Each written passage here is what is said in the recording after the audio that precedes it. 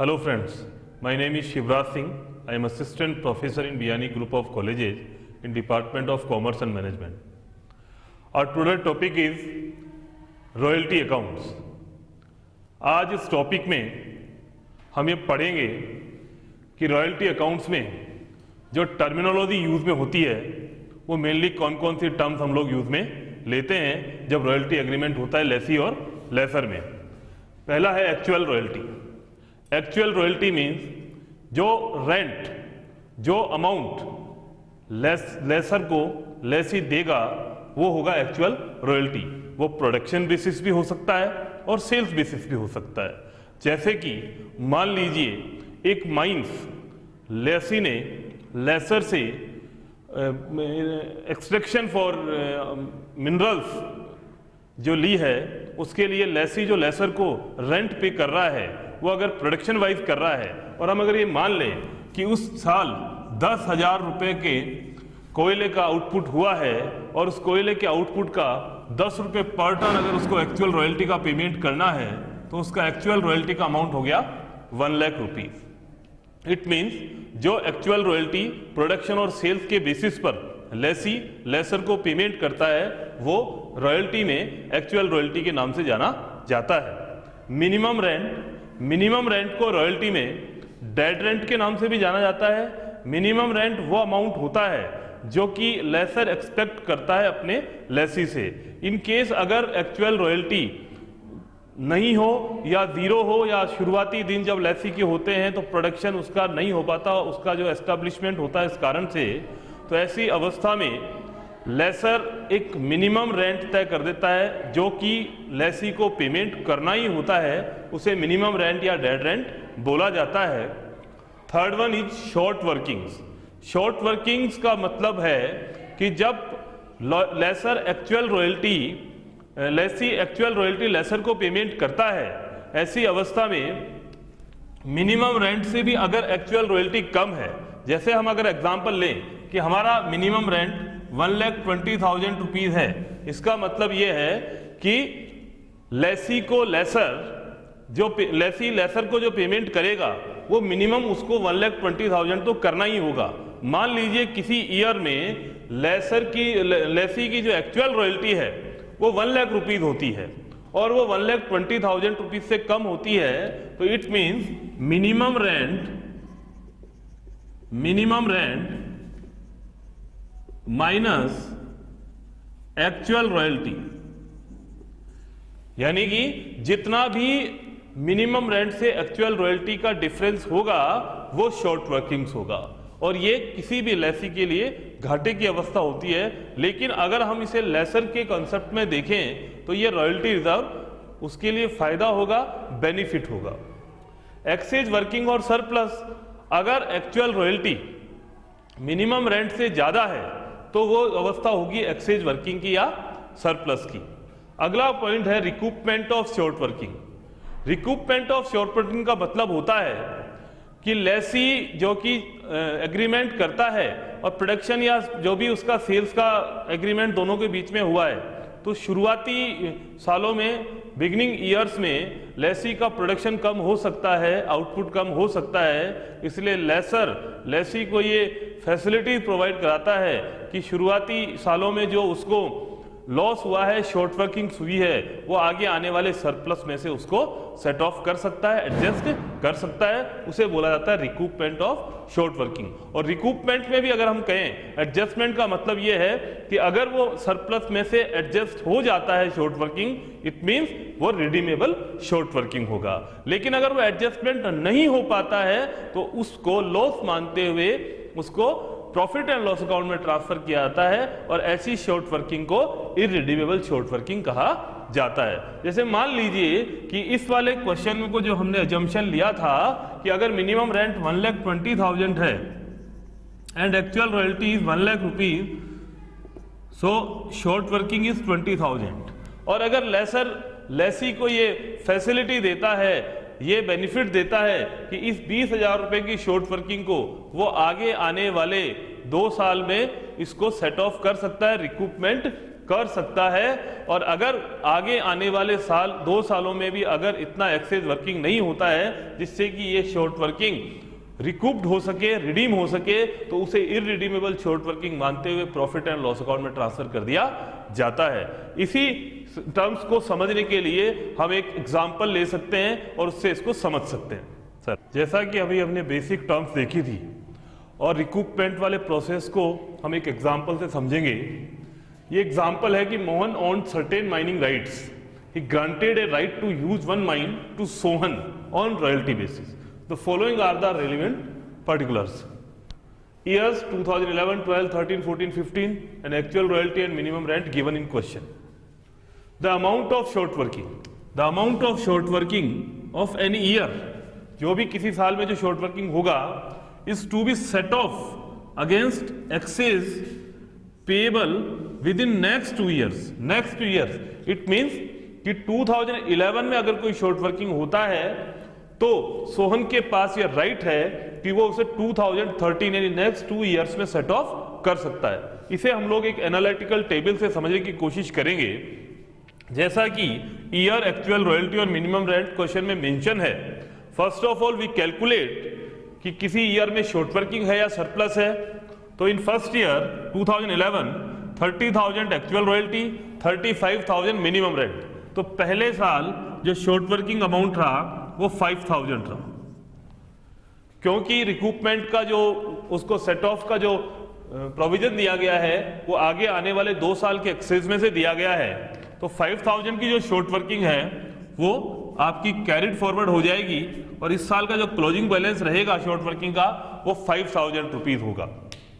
Actual payment, actual royalty 30,000 है but minimum rent 35,000 है, तो लेसी को 35,000 रुपीज पेमेंट करना होगा लेसर को अंडर रॉयल्टी एग्रीमेंट।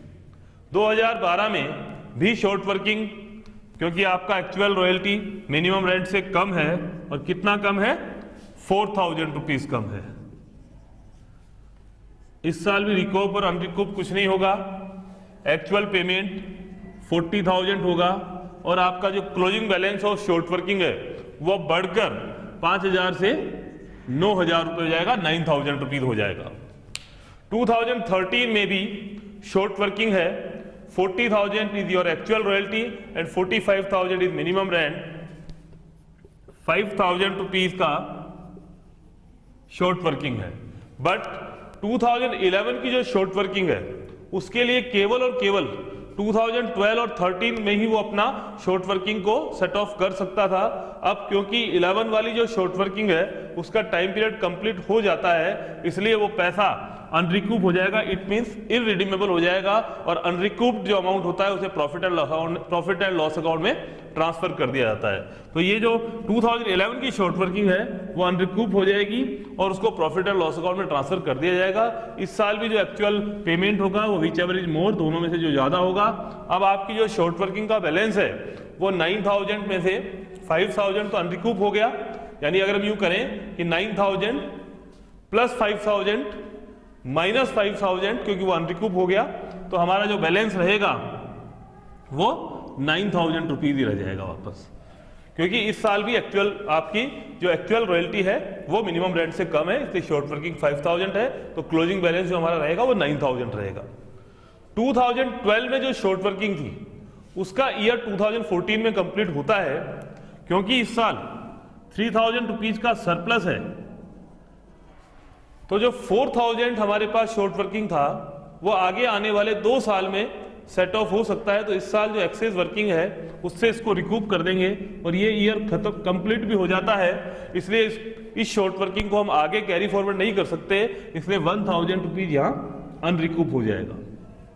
जब हम लोग एक्चुअल पेमेंट करते हैं तो हमारा जो एक्चुअल पेमेंट के टाइम जो रिकूप्ड अमाउंट होता है उसको एडजस्ट कर दिया जाता है, तो your actual royalty is more than minimum rent, तो 3,000 रुपीज माइनस 3,000 रुपीज जो रिकूप हुआ है, तो जो पेमेंट होगा वो 50,000 रुपीज का पेमेंट होगा और जो closing balance of short working रह जाएगा वो 5,000 रुपीज रह जाएगा। लास्ट ईयर में भी सरप्लस है और वो है 2,000। अब ये जो 2013 जो है 2013 की जो शॉर्ट वर्किंग है उसमें 2000 रुपीज तो रिकूप हो जाएगा और 3000 रुपीज अनरिकूप्ड हो जाएगा। और जो रिकूप्ड अमाउंट होता है वो तो एक्चुअल रॉयल्टी में से रिकूप्ड अमाउंट को माइनस करके एक्चुअल पेमेंट लिख दिया जाता है और आपका जो closing balance of short working है वो नील हो जाएगा। इस तरीके से आप अपने शॉर्ट वर्किंग्स को अकॉर्डिंग टू एग्रीमेंट आगे आने वाले ईयर्स में सेट ऑफ कर सकते हैं। जो भी अमाउंट रिकूप्ड हुआ है उसको हम लोग एक्चुअल रॉयल्टी में से माइनस करके और आफ्टर डिडक्शन उसका पेमेंट कर देते हैं। जो भी अमाउंट जिस ईयर रिलेवेंट ईयर में अनरिकूप्ड हुआ है उसे प्रॉफिट एंड लॉस अकाउंट में ट्रांसफर कर दिया जाता है। Accounting treatment under royalty when there is no provision of minimum rent. अगर क्वेश्चन में मिनिमम रेंट का कोई प्रोविजन नहीं है तो शॉर्ट वर्किंग भी नहीं होगा। इसलिए लेसी और लेसर की बुक्स में जनरली 3 ही तरीके की एंट्री होगी जो एवरी ईयर उसको पास करनी होगी फॉर रॉयल्टी। जो रॉयल्टी का जो अमाउंट ड्यू होगा उसके लिए एंट्री होगी royalty account debit to lessor account. Lessee अपनी बुक्स में रॉयल्टी अकाउंट को डेबिट करेगा, लेसर अकाउंट को क्रेडिट करेगा। रॉयल्टी अकाउंट को एक्सपेंसेस मानते हुए डेबिट किया जाता है और लेसर अकाउंट क्योंकि उसके लिए क्रेडिटर है इसलिए उसको क्रेडिट किया जाता है। लेसर लेसी अकाउंट को डेबिट करेगा और रॉयल्टी रिसीवेबल को क्रेडिट करेगा क्योंकि रॉयल्टी रिसीवेबल लेसर के लिए इनकम है और लेसी उसके लिए एज ए डेटर है।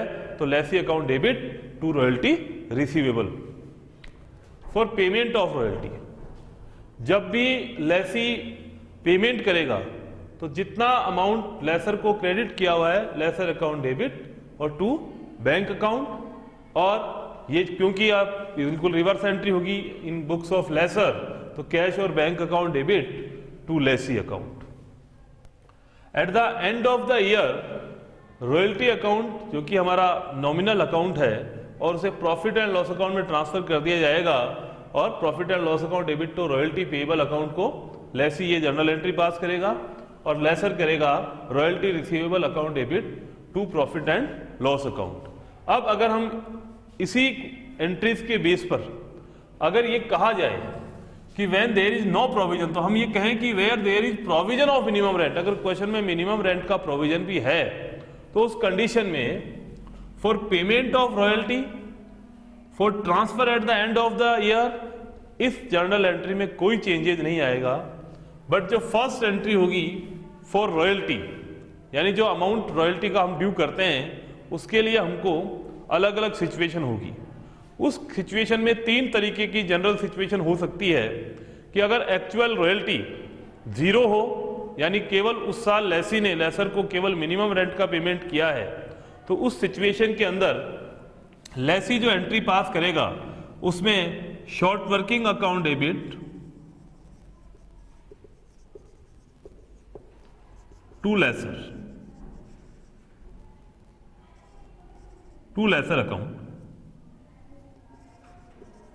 एंट्री होगी। इट मींस जितना भी पैसा लेसी लेसर को पे करेगा जितना भी रॉयल्टी अमाउंट ड्यू हुआ है वो पूरा का पूरा शॉर्ट वर्किंग है क्योंकि उसका जो एक्चुअल रॉयल्टी अमाउंट है वो 0 है। ऐसी सिचुएशन में शॉर्ट वर्किंग अकाउंट को डेबिट किया जाएगा और लेसर अकाउंट को क्रेडिट किया जाएगा। जैसा कि अभी हमने पिछले एग्जाम्पल में देखा था कि वहां जब रिकूपमेंट का भी अगर प्रोविजन होता है यानी अगर उसकी शॉर्ट वर्किंग को आगे आने वाले 2 सालों के अंदर सरप्लस में से उसको सेट ऑफ किया जा सकता है तो इस सिचुएशन के अंदर हम लोग आगे जब शॉर्ट वर्किंग अकाउंट को जब भी रिकूप और अनरिकूप वाला सेट ऑफ वाला एडजस्टमेंट होगा उस सिचुएशन के अंदर हम उसको एडजस्ट करके उसकी एक सेपरेट जनरल एंट्री पास करेंगे। इसी के अगेंस्ट में लेसर इसके लिए क्या एंट्री करेगा। लेसर ये सिचुएशन हो गई, ये सेकंड सिचुएशन हो गई कि when there is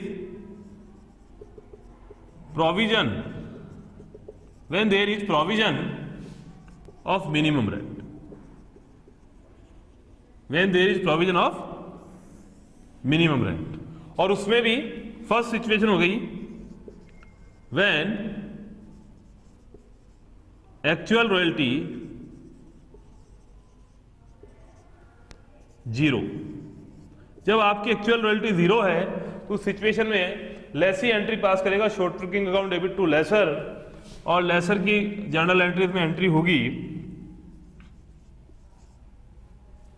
Lesi account debit to royalty reserve.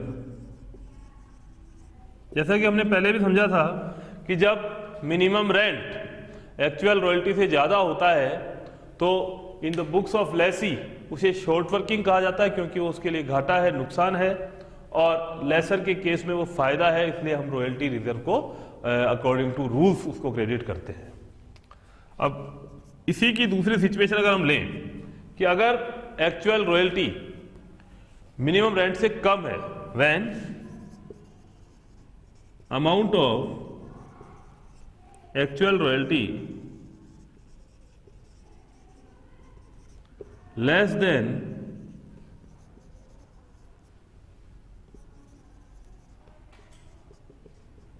Minimum rent, तो ऐसी सिचुएशन में रॉयल्टी अकाउंट डेबिट यानी जितना एक्चुअल रॉयल्टी का अमाउंट है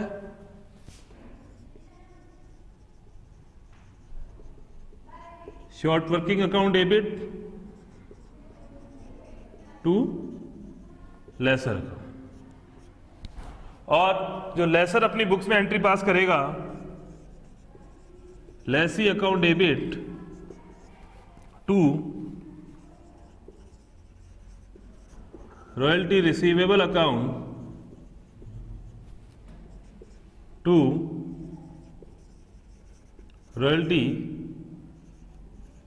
रिजर्व अकाउंट। यानी कि एक्चुअल रॉयल्टी का जो अमाउंट होगा वो रॉयल्टी अकाउंट में आएगा, शॉर्ट वर्किंग अकाउंट डेबिट जो है वो उतने से होगा जो मिनिमम रेंट से जितना कम है, और लेसर अकाउंट को क्रेडिट किया जाएगा। हम पिछले एग्जांपल की अगर हम बात करें तो उस एग्जांपल में 30,000 रुपए की एक्चुअल रॉयल्टी थी, 5,000 का शॉर्ट वर्किंग था, and 35,000 royalty to lessor account को हमने पेमेंट करनी है, यानी टोटल रॉयल्टी अमाउंट जो ड्यू होगा वो 35,000 होगा। और इस सिचुएशन में यहां जो एंट्री होगी वो होगी 35,000, 30,000 और 5,000। इसकी थर्ड सिचुएशन की अगर हम बात करें तो थर्ड सिचुएशन में व्हेन एक्चुअल रॉयल्टी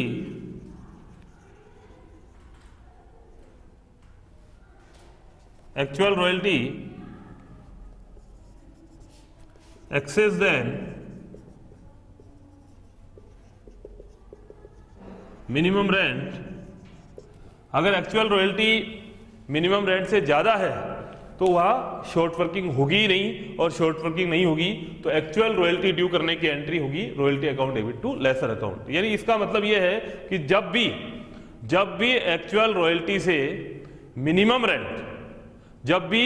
रेंट से एक्चुअल रॉयल्टी कम है तो जितना कम है उसे शॉर्ट वर्किंग कहा जाता है, और वो शॉर्ट वर्किंग का रिकूपमेंट की अगर सेट ऑफ की व्यवस्था क्वेश्चन में दी हुई है तो उसके लिए हम लोग सेपरेट एंट्रीज पास करते हैं, और ये जो बाकी जो दो एंट्रीज है वो बाकी सिचुएशन में सेम रहेगी, बस केवल अमाउंट ड्यू करने वाली जो एंट्री है उसके 3 सिचुएशन होती है। कब? जब क्वेश्चन में मिनिमम रेंट की व्यवस्था होती है। अगर मिनिमम रेंट की व्यवस्था नहीं होती है तो हर साल केवल लेसी और लेसर को ये 3 एंट्रीज पास करनी होती है, और अगर वहां मिनिमम रेंट है क्वेश्चन में तो फर्स्ट जो एंट्री होगी, जो अमाउंट ड्यू करने की एंट्री होगी, उसके लिए हमारे पास 3 सिचुएशन होती है। फर्स्ट सिचुएशन में जब एक्चुअल रॉयल्टी 0 है, सेकंड सिचुएशन में जब एक्चुअल रॉयल्टी मिनिमम रेंट से कम है, थर्ड सिचुएशन में जब एक्चुअल रॉयल्टी मिनिमम रेंट से ज्यादा है। जब एक्चुअल रॉयल्टी मिनिमम रेंट से ज्यादा होती है यानी सरप्लस की व्यवस्था होती है, एक्सेज वर्किंग की व्यवस्था होती है, तो उस कंडीशन के अंदर अमाउंट ड्यू करने की एंट्री होती है royalty account debit to lessor account. Thank you friends.